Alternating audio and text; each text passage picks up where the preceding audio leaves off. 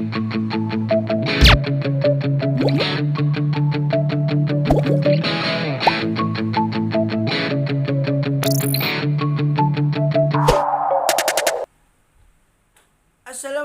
warahmatullahi wabarakatuh.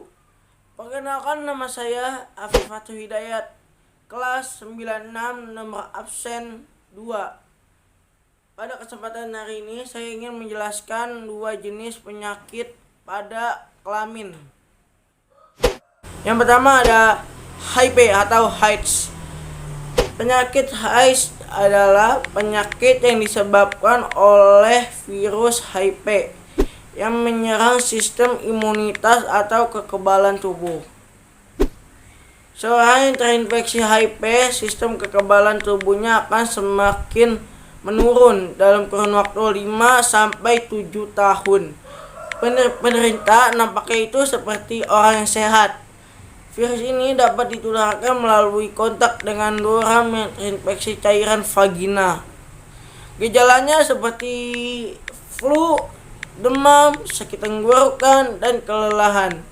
Kemudian, penyakit ini biasanya tanpa gejala hingga berkembang menjadi AIDS, termasuk penurunan berat badan, demam, keringat saat malam.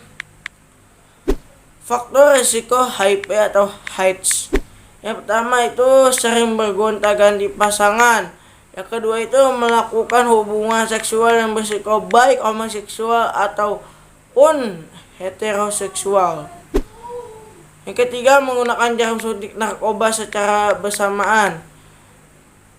Akibat bila tidak diobati penyakit HIV itu pertama penurunan berat badan, yang kedua diare, yang ketiga kelemahan kronosis, yang keempat demam.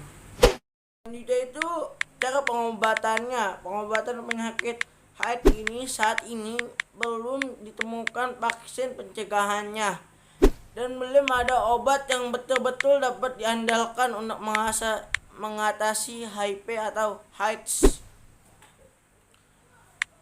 Pencegahannya yang pertama itu saling setia terhadap pasangan, hindari gonta-ganti pasangan. Yang kedua, hindari penggunaan narkoba terutama melalui jarum suntik. Cara penularan HIV atau AIDS yang pertama itu dapat ditularkan dari orang melalui cairan tubuh. Penularan paling sering terjadi melalui hubungan seksual dan berbagai jarum suntik. Yang selanjutnya itu masa inkubasi HIV atau AIDS. Masa inkubasi ini terjadi rata-rata sekitar 2-4 minggu setelah terinfeksi. Yang selanjutnya itu mengapa virus HIV menyerang sistem kekebalan tubuh, yaitu menyerang salah satu sel di dalam sel darah putih, yaitu sel T atau CD4. Yang kedua yaitu ada penyakit sifilis atau raja singa.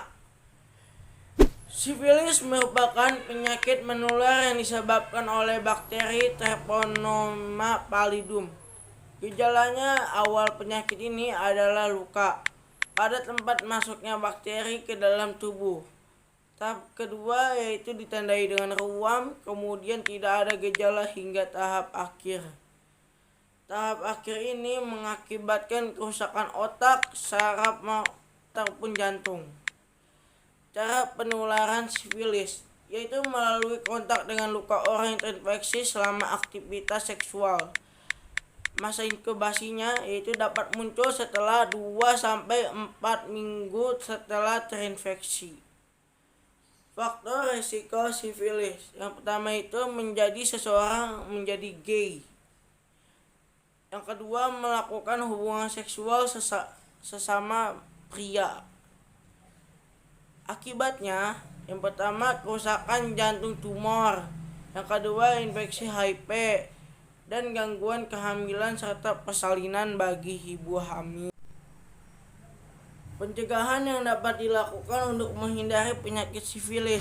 Yang pertama, tidak berhubungan seksual, berganti-ganti pasangan, dan menghindari obat-obat terlarang. Sekian penjelasan dari saya, kurang lebihnya mohon maaf. Terima kasih. Wassalamualaikum warahmatullahi wabarakatuh.